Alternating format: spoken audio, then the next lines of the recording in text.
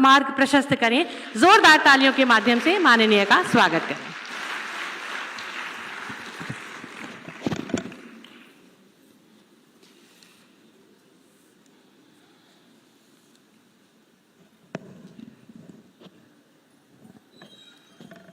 FICCI FLO के national president Shrimati Poonam Sharma ji, national senior vice president Shrimati Pooja Garg ji, chairperson FICCI FLO Lucknow Shrimati Vandita Agarwal ji, chairperson FICCI FLO Kanpur Shrimati Kirti Shroff ji, देश भर से FICCI flow से यहाँ पर उपस्थित आई हुई सभी फिक्की फ्लो से जुड़ी हुई सभी बहनें,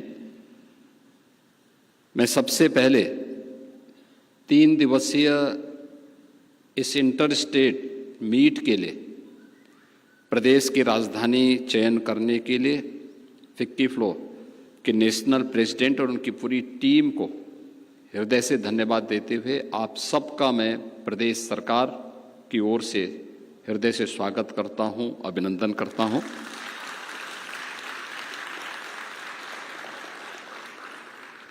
अभी यहां से विस्तार से फिक्की फ्लो की नेशनल प्रेसिडेंट श्रीमती पूनम शर्मा जी के द्वारा फिक्की फ्लो के कार्य योजना के बारे में विस्तार से यहाँ पे बताया गया है और मुझे ये नहीं समझ में नहीं आ रहा था कि क्यों उनको बार बार रोकने का प्रयास हो रहा था, लेकिन बहुत अच्छे ढंग से उन्होंने इस बात को, अपनी बात को रखा कि हम क्या कर रहे हैं और आगे की हमारी कार्य योजना क्या है और सरकार से क्या अपेक्षाएं हैं। वास्तव में समाज आत्मनिर्भर तभी होता है जब समाज और इस प्रकार के संगठन लीड करते हैं और सरकार पीछे से उन्हें सपोर्ट करते हुए रहती है, तब प्रगति होती है, विकास तभी होता है। और इस सोच के लिए और इस कार्य योजना को यहाँ पे रखने के लिए मैं आपको हृदय से धन्यवाद देता हूँ। आपने ज़्यादा बोला नहीं, लेकिन आपको बोलना चाहिए और आप ज़्यादा बोल रही हैं, इसीलिए मैं समझता हूँ कि अनुराग जी कम बोलते हैं।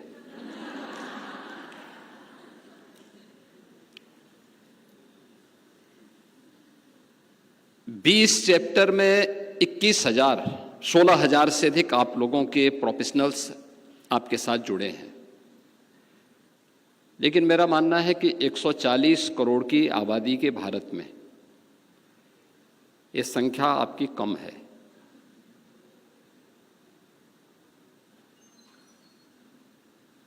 याद करिए, श्रीमद् भगवत गीता ने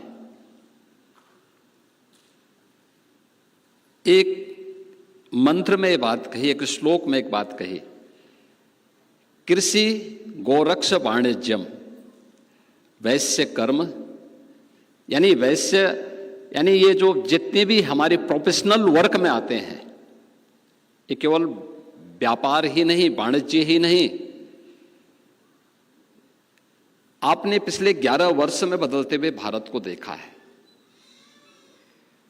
अलग अलग क्षेत्र में देश ने प्रगति की है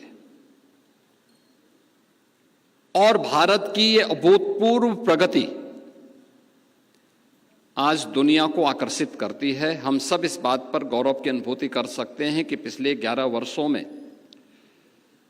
प्रधानमंत्री मोदी जी के नेतृत्व में भारत ने तेजी के साथ आज दुनिया की चौथी बड़ी अर्थव्यवस्था के रूप में अपने आप को स्थापित करते हुए दुनिया की सबसे तेज गति से उभरती हुई अर्थव्यवस्था के रूप में आज का हमारा नया भारत है। हम बहुत शीघ्र दुनिया की तीसरी बड़ी अर्थव्यवस्था बनेंगे। तो तीसरी बड़ी अर्थव्यवस्था प्रधानमंत्री जी का मार्गदर्शन है, उनका नेतृत्व है, लेकिन अर्थव्यवस्था को लीड भी कोई और नहीं कर रहा है। देश की वित्त मंत्री श्रीमती निर्मला सीतारमण जी के ही नेतृत्व में भारत इस अर्थव्यवस्था को एक नई गति दे रहा है। स्वाभाविक रूप से आधी आबादी को नजरअंदाज करके समाज स्वावलंबी और आत्मनिर्भर नहीं हो सकता। और इसी को ध्यान में रख करके सरकार ने, उत्तर प्रदेश सरकार में आज से 8.5 वर्ष पहले हम लोग जब यहाँ पे सत्ता मिली थी, तब के उत्तर प्रदेश के बारे में आप में से किसी से छुपा हुआ नहीं है। और सुरक्षा का वातावरण था, कानून व्यवस्था तार तार थी, दंगे होते थे, न व्यापारी सुरक्षित था, न उद्यमी सुरक्षित था, न बेटी सुरक्षित थी, न बाजार सुरक्षित थे। उन स्थितियों में उत्तर प्रदेश की बागडोर जब हम लोगों के हाथों में आई थी, तो हम लोगों ने सुरक्षा को पहली प्राथमिकता दी कि हम पहली महत्वपूर्ण यह है कि जब व्यक्ति ही सुरक्षित नहीं तो पूंजी कैसे सुरक्षित होगी। जब व्यापारी और उद्यमी सुरक्षित नहीं है और बेटी भी सुरक्षित नहीं है और बाजार भी सुरक्षित नहीं है, तो हम किस विकास की बात करते हैं। और उस समय हम लोगों ने यहां पे काम करना प्रारंभ किया था। आपने देखा होगा इन 8-8.5 वर्षों में प्रदेश सरकार ने अपराध और अपराधियों के प्रति जीरो टॉलरेंस की नीति के तहत जो कार्य करना प्रारंभ किया, आज उत्तर प्रदेश इस दिशा में एक लंबी छलांग लगाया है। आज देश के अंदर एक मॉडल के रूप में उत्तर प्रदेश की कानून व्यवस्था मानी जाती है। पर्व और त्योहार शांतिपूर्ण तरीके से आयोजित होते हैं। हर व्यक्ति को सुरक्षा का एक एहसास होता है और सुरक्षा के एहसास और सरकार के द्वारा ईमानदारी से किए गए प्रयासों का परिणाम क्या है कि जिस प्रदेश में पहले निवेश आता नहीं था, बल्कि जो पहले से यहां पर जिन्होंने अपना निवेश किया था, वे उसे बाइंड अप करके यहां से भागने के लिए इंतजार करते थे कि कब उन्हें मौका मिले और वे बाहर निकल जाएं। आज उस प्रदेश में पिछले 8 वर्ष में हम लोगों ने 45 लाख करोड़ रुपए से अधिक के निवेश प्रदेश के अंदर लाने में सफलता प्राप्त की, जिसमें अब तक 15 लाख करोड़ को सफलतापूर्वक हम लोग यहाँ पे ग्राउंड ब्रेकिंग करा चुके हैं। और बहुत शीघ्र प्रदेश के अंदर हम लोग 5 लाख करोड़ रुपए के नए निवेश प्रस्तावों को जमीनी धरातल पर उतारने की कार्रवाई को आगे बढ़ा रहे हैं।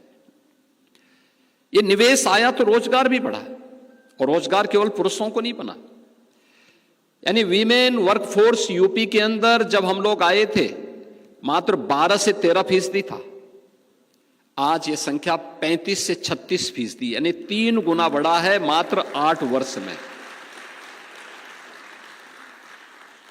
हम लोग जब 2017 में आए थे, उत्तर प्रदेश पुलिस बल में महिलाओं की संख्या केवल 10,000 थी, और आज वो 10,000 जो रहे होंगे उनमें से कुछ रिटायर भी हुए होंगे। अनुमान करिए क्या स्थिति थी। आज हमारे पास 44,000 महिला पुलिस कार्मिक हैं उत्तर प्रदेश पुलिस में। हमने जो भी भर्ती की, ये अनिवार्य रूप से किया कि इनमें 20% महिलाएं भर्ती होनी चाहिए। कुछ सेक्टर ऐसे हैं जिसमें महिलाओं का कार्य बेहतरीन है, और मुझे लगता है कि उन्हीं के लिए यह क्षेत्र सौंपा जाना चाहिए, वे बेहतर कर सकती है। जैसे स्कूली शिक्षा,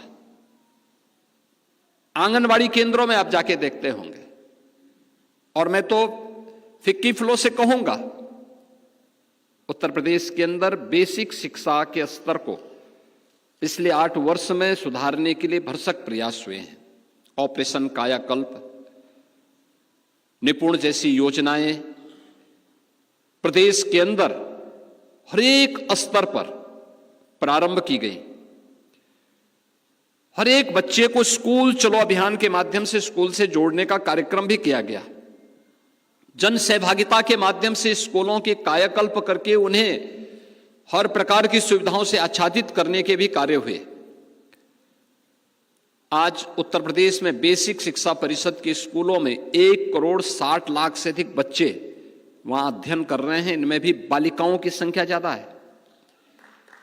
इन सभी बच्चों को उत्तर प्रदेश सरकार प्रतिवर्ष 2 uniform, bag, books, shoes, socks, sweater ये सभी उपलब्ध करवाती है। स्कूल जाने के साथ साथ उन स्कूलों के अंदर एक बेहतर माहौल बने पठन पाठन का, ड्रॉप आउट रेट को हम न्यूनतम स्तर पर लेकर के जाएं, इस दिशा में एक बेहतरीन कार्य करने में फिक्की फ्लो योगदान कर सकता है। महिलाओं ने कोविड कालखंड के अंदर, मैं बार बार इस बात का उल्लेख करता हूं, जब पूरी दुनिया पस्त थी और हर व्यक्ति सशंकित था क्या होगा, आप देखते होंगे उस दौरान आंगनबाड़ी, आशा वर्कर और एएनएम, इन 3 जो संगठनों ने प्रदेश के अंदर प्रदेश सरकार के आह्वान पर डोर टू डोर जाकर के एक एक घर की स्क्रीनिंग करने, जो बीमार रहता था उसे एम्बुलेंस बुला करके हॉस्पिटल पहुंचाने या उसके घर तक दवा पहुंचाने का काम किया। परिणाम क्या रहा कि 25 करोड़ की आबादी के राज्य को हम कोविड महामारी से बचाने में सफल हुए। आप सोचिए, आंगनवाड़ी, आशा वर्कर और एएनएम, ये तीनों में 100% केवल महिलाएं काम करती हैं और बेहतरीन प्रदर्शन करके उन्होंने उस समय 25 करोड़ की आबादी को इस महामारी से बचाने में अपना योगदान दिया था।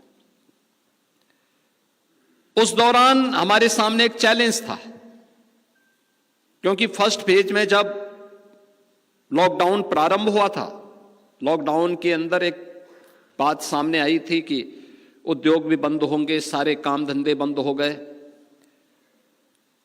बड़ी संख्या में प्रवासी कामगार और श्रमिक वापस उत्तर प्रदेश की तरफ और अपने अपने राज्यों की ओर गए।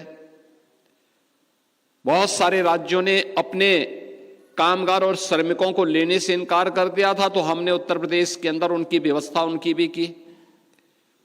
क्वारंटीन सेंटर बनाने पड़े थे। उस दौरान काम धंधा लगभग बंद सा हो गया था और एक चैलेंज था लोगों के सामने, क्या होगा। प्रधानमंत्री जी ने उस समय उन लोगों को एक रोजगार भत्ता देना प्रारंभ किया था, लेकिन चैलेंज क्या था? चैलेंज ये था कि जिसके खाते में पैसा जाता था वह तुरंत अगले दिन बैंक में लाइन लगा के खड़ा हो जाता था। और कोविड के लिए आवश्यक था कि लोग इकट्ठे न हो, भीड़ एक जगह इकट्ठी न हो। उस समय उत्तर प्रदेश के अंदर हम लोगों ने बैंकिंग कॉरस्पॉन्डेंट सखी की एक योजना लागू की। हर ग्राम पंचायत में जहां बैंक की सुविधा नहीं या जहां बैंक भी थे, उन बैंकों के लिए जहां बैंक की सुविधा नहीं थी, वहां पर गांव की ही कोई बेटी वीसी सखी के रूप में काम करेगी। उनकी ट्रेनिंग और बैंक प्रत्येक क्रेडिट और डेबिट पे उसे कुछ ना कुछ भुगतान कमीशन के रूप में देगी। आज मुझे बताते हुए प्रसन्नता, उत्तर प्रदेश में लगभग 57,600 ग्राम पंचायतें हैं और प्रत्येक ग्राम पंचायत में हमने एक एक वीसी सखी की तैनाती कर रखी है। और ये वीसी सखी बैंकों का पूरा लेन देन, अगर किसी बुजुर्ग महिला को अपनी पेंशन या कोई पैसा बैंक से निकालना है तो उसकी लेन देन का काम भी वही वीसी सखी करती है। अगर किसी को अपना पैसा जमा कर फसल का पैसा या कहीं से उसके पास नकदी आई उसको बैंक में जमा करना, वीसी सखी उसको जमा करती है। और बदले में कुछ वीसी सखी ऐसी हैं इसमें जिनकी महीने की आमदनी 25,000 से लेकर के 1.25 लाख रुपए महीना कमा रही हैं वे वीसी सखी उत्तर प्रदेश के अंदर।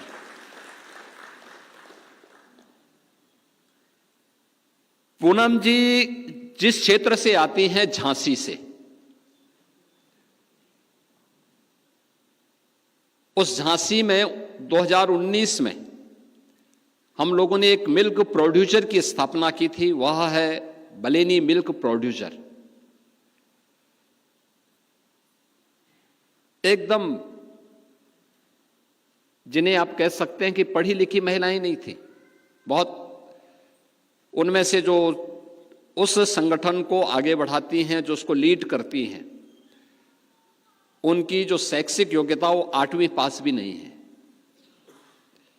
लेकिन इतना अच्छा बिजनेस मॉडल उन्होंने दिया है। आज 62,000 से अधिक महिलाएं उनके साथ जुड़ी हैं। और कार्य कैसे होता है, कार्य कैसे होता है, बलेनी मिल्क प्रोड्यूसर उसका एक बेहतरीन उदाहरण है। बलेनी मिल्क प्रोड्यूसर का जो झांसी और बुंदेलखंड का उदाहरण आज हम आगरा में, लखनऊ में, काशी में, गोरखपुर में ये 5 नए मिल्क प्रोड्यूसर स्थापित कर रहे हैं, जिनमें आगरा वाला बहुत अच्छा काम कर रहा है।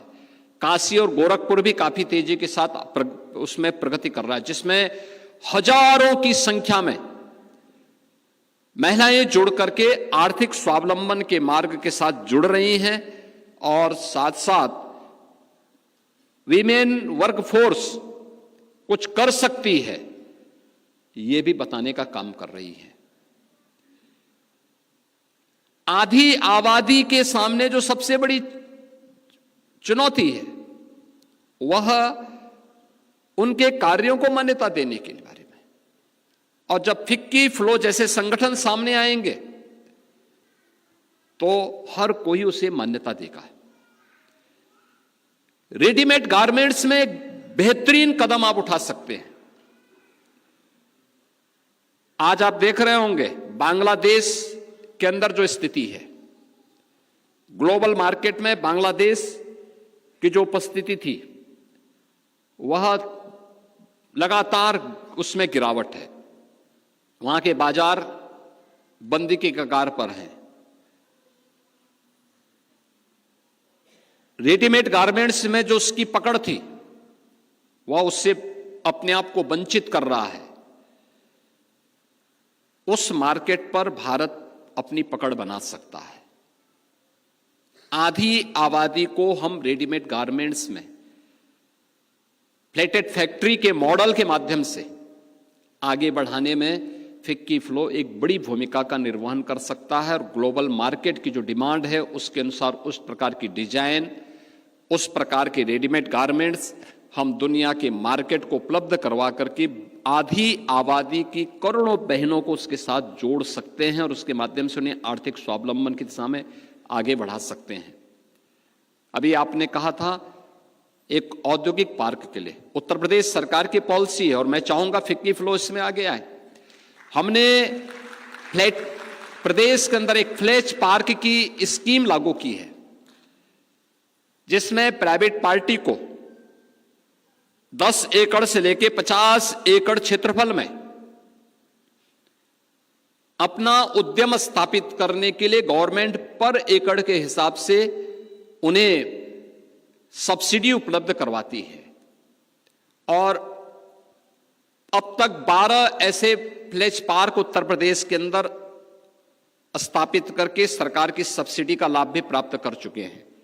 और मैं पूनम जी से कहूंगा कि वह फिक्की फ्लो इस दिशा में आ गए हैं। फ्लैश पार्क की स्कीम के अंतर्गत MSME की स्कीम है, इस स्कीम का लाभ वह लें और इसके माध्यम से जो प्राइवेट इंडस्ट्रियल पार्क की स्कीम राज्य सरकार की है इसका लाभ लेकर के नए महिला उद्यमियों को आगे बढ़ाएं। और इसमें भी नए उद्यमियों के लिए भी हमने CM युवा के नाम पे एक नई स्कीम निकाली है, जिसमें हम लोग पहले वर्ष में कोई अपना नया उद्यम स्थापित करना चाहता हो तो 5 लाख तक का लोन गारंटी मुक्त और इंटरेस्ट मुक्त उसको उपलब्ध करा रहे हैं। यानी गारंटी भी सरकार देगी और उसका ब्याज भी सरकार उपलब्ध करवा रही है। लगभग 1 लाख उद्यमी अब तक इस स्कीम का लाभ ले चुके हैं। पहले चरण में 5 लाख, दूसरे चरण में 7.5 लाख, तीसरे चरण में 10 लाख रुपए तक का हम लोग उन्हें इस सुविधा का लाभ दे रहे हैं। और हमें इस वर्ष यानी इस वित्तीय वर्ष तक 1,70,000 नए उद्यमियों को इसके साथ जोड़ना है। और मैं चाहूंगा फिक्की फ्लो इस दिशा में आगे बढ़ेगी तो उन्हें इसका लाभ मिलेगा। आज ढेर सारी स्कीम है सरकार की, ढेर सारी स्कीम है जिसमें किसी भी उद्यम में काम करने के लिए हम लोगों ने श्रम कानून में व्यापक रिफॉर्म किए हैं। जैसे पहले था कि महिला केवल एक शिफ्ट में काम करेगी, रात्रि के लिए काम नहीं कर सकती हैं। हमने व्यवस्था सुनिश्चित की कि जितनी सशक्त भागीदारी पुरुषों की है उससे भी महत्वपूर्ण महिला उस जिम्मेदारी को निर्वहन कर सकती है। और उसने आज जीवन के प्रत्येक क्षेत्र में कौन से ऐसा क्षेत्र है जिसमें महिलाएं समाज को लीड न कर रही हो, हर एक क्षेत्र में वह आगे बढ़ के काम कर सकती है। और कुछ क्षेत्र तो मैंने कहा ऐसे हैं जिसमें केवल महिलाएं ही बेहतर प्रदर्शन कर सकती हैं। उस क्षेत्र में बेहतर प्रदर्शन करने की दिशा में महिलाओं की भागीदारी को सुनिश्चित करने में फिक्की फ्लो आगे बढ़ सकती है, काम कर सकती है। फ्लैश पार्क की स्कीम में आप आगे आ सकते हैं, रेडीमेड गारमेंट्स के कार्यक्रम को आगे बढ़ा सकते हैं, सीएम युवा के कार्यक्रम को आगे बढ़ाने में बैंकिंग कॉरस्पॉन्डेंट सखी जैसे की तर्ज पर कुछ नए जो वित्तीय समावेशन से जुड़े हुए, फाइनेंशियल इंक्लूजन से जुड़े हुए जो सरकार के कार्यक्रम हैं, इन कार्यक्रमों को आगे बढ़ाने में भी आप अपनी बड़ी भूमिका का निर्वहन कर सकते हैं। इंडस्ट्री में ट्रेनिंग के साथ साथ उन्हें स्किलफुल बनाने में भी एक बड़ी भूमिका का निर्वहन फिक्की फ्लो कर सकता है। खासतौर पर इसके लिए ढेर सारी स्कीम है। पीएम इंटर्नशिप की स्कीम है, सीएम इंटर्नशिप की स्कीम हम लोगों ने लॉन्च की है, जिसमें हम लोग इसमें राज्य सरकार और केंद्र सरकार भी उसमें उन लोगों को अपनी ओर से भी इंसेंटिव उपलब्ध करवाती है। हम लोग थोड़ा भी उसमें प्रयास करेंगे, थोड़ा सा प्रयास होगा, आप लोग लीड करेंगे, लोगों को बताएंगे।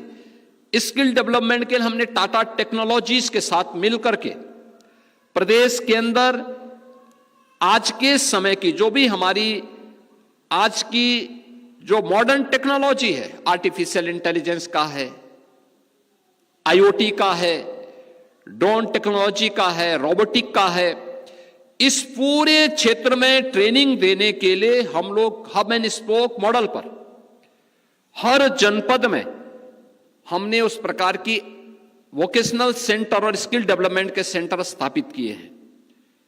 अगर फिक्की फ्लो आती है, इस मामले में सरकार के साथ कोई एमओयू करती है और उसके साथ जुड़ करके कार्य करती है, हमें प्रसन्नता होगी कि आधी आबादी को स्वावलंबन के पथ पर आगे बढ़ाने के लिए फिक्की फ्लो जैसे संगठन जो लगातार 1983 से लेकर के इस दिशा में कार्य कर रहा है, उसमें सरकार भी कुछ मददगार हो सकती है। और आधी आबादी आगे बढ़ेगी तो मेरा मानना है समाज आगे बढ़ेगा।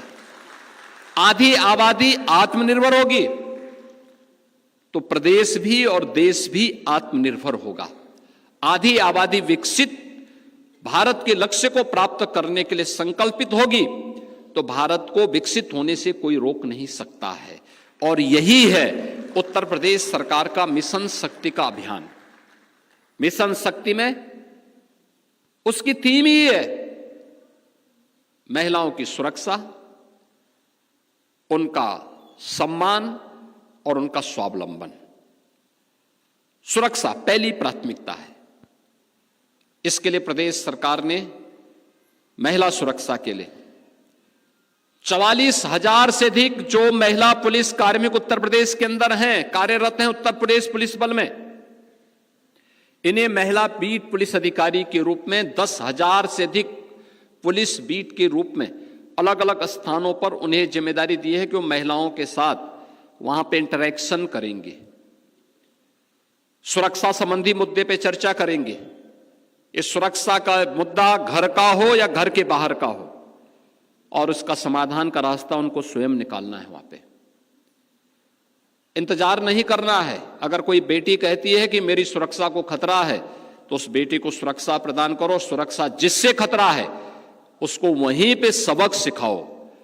ऐसा नहीं उसको टॉयलेट मत करो कि देख लेंगे, देखने वाला नहीं, वहीं पे उसको बताओ कि अगर घटना सही है तो उस बेटी को हर हाल में सुरक्षा मिलनी है। घर से जुड़ी हुई कोई सुरक्षा संबंधी शिकायत है, उस परिवार के साथ बैठो, समझाओ, और नहीं तो कानून की गिरफ्त में उसको ले लो। उसमें भी कोई किसी प्रकार की लापरवाही नहीं, जीरो टॉलरेंस होनी चाहिए। उन्हें सम्मान मिले इसके लिए उन्हें कामकाजी बनाना, किसी न किसी कार्य के साथ जोड़ना। वे एग्रीकल्चर में आगे आ सकती हैं, उद्यमिता के क्षेत्र में आ सकती हैं, स्किलिंग के में आ सकती हैं, जीवन के एक बड़े क्षेत्र में आ सकती हैं, सेवा के क्षेत्र में आ सकती हैं। आप मुझे बताइए कि जितनी भी नर्सिंग स्टाफ होती हैं, आज भी आप देखते होंगे नर्सिंग का कार्य जितना अच्छा महिलाएं कर लेती हैं पुरुष नहीं कर सकते। यानी सेवा का इससे अच्छा कोई माध्यम है? आप मुझे बताइए, बेसिक शिक्षा में और आंगनबाड़ी में महिलाएं जितना अच्छा काम कर पाएंगे, क्या पुरुष उतना कर पाएंगे? नहीं हो सकता। महिलाएं कर पाएंगे उस काम को, वो बेहतर तरीके से बता पाएंगे, क्योंकि वह एक भाव होता है बताने का। उसमें अच्छी प्रगति, अच्छी प्रोग्रेस आपके स्तर पर हो सकती है। तो नर्सिंग का क्षेत्र बहुत बड़ा क्षेत्र है, सेवा का भी माध्यम है और साथ साथ ये एम्प्लॉयमेंट का भी, रोजगार का भी है। दोनों चीजें एक साथ होती हैं और 100% प्लेसमेंट की गारंटी भी देता है। हम उन बच्चों को इसके बारे में थोड़ा सपोर्ट करें, उनको आगे बढ़ाने में, बताने की इसके बारे में हम बता सकेंगे। केंद्र और राज्य सरकार की जितनी भी स्कीम है, महिला स्वावलंबन से जुड़े हुए, उनके आर्थिक स्वावलंबन से जुड़े हुए, उनके रोजगार और उनके एम्प्लॉयमेंट से जुड़े हुए, इसके लिए हर महिला बीट पुलिस अधिकारी हर ग्राम पंचायत में जाकर के सप्ताह में एक बार वहां की महिलाओं के साथ, वहां की बेटियों के साथ बैठती हैं और बैठ करके उनको उन योजनाओं के बारे में बताती हैं, क्या क्या स्कीम है। बेटी के जन्म लेने से लेकर के बेटी के स्नातक तक की पढ़ाई करने के बाद मुख्यमंत्री सामूहिक विवाह की स्कीम यानी मातृवंदना की स्कीम से लेकर के कन्या सुमंगला योजना की स्कीम हो, यूजी तक की पढ़ाई फ्री में हो, या फिर उन्हें स्वामी विवेकानंद स्कीम के अंतर्गत डिजिटल सशक्तिकरण की दिशा में किए जाने वाले प्रयास के अंतर्गत टैबलेट या स्मार्टफोन उपलब्ध करवाने का कार्य हो, स्कॉलरशिप का कार्य हो। इन सभी स्कीम के साथ जोड़ने के साथ ही अगर बेटी शादी योग्य हो गई है, परिवार की क्षमता नहीं है, तो सरकार ने बेटी की शादी के लिए मुख्यमंत्री सामूहिक विवाह योजना के अंतर्गत 1 लाख रुपए हम देते हैं उस परिवार की शादी ब्याह के लिए, और जिलाधिकारी के स्तर पर निमंत्रण पत्र छपता है। बड़ा कार्यक्रम होता है, बड़े आयोजन हो सकते हैं। फिक्की फ्लो को इन आयोजनों के साथ जुड़ना चाहिए।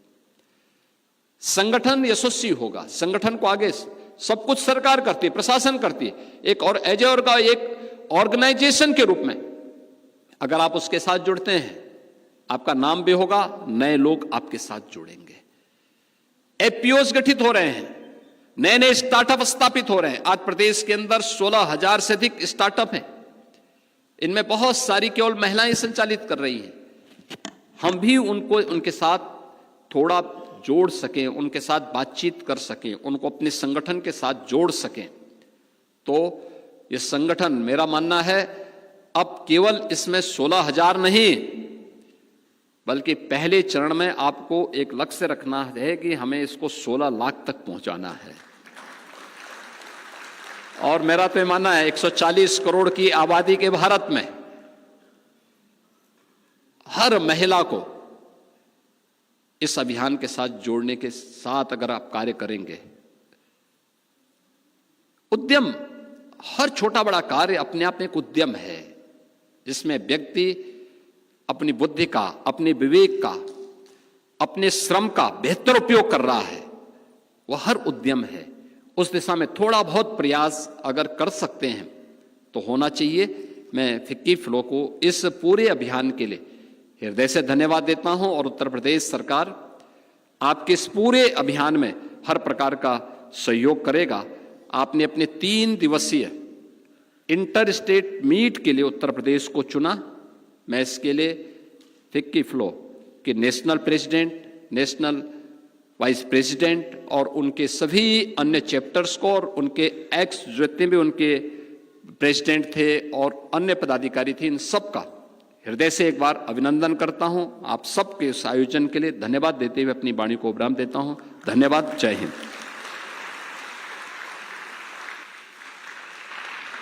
बहुत बहुत धन्यवाद, आभार माननीय मुख्यमंत्री जी।